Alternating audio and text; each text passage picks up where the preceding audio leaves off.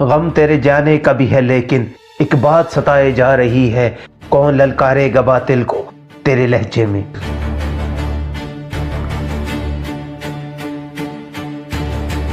مرنے سے پہلے اپنے بچوں اور اپنی اولاد کو یہ بتا کر جانا کہ تم نے وہ دور بھی دیکھا ہے جس میں ایک 85 سال کا سید بزرگ اسلام کی جنگ اکیلا لڑتا لڑتا شہید ہو گیا اور باقی اسلامی ممالک کے مسلمان عیش و عشرت کی زندگی گزارتے رہے۔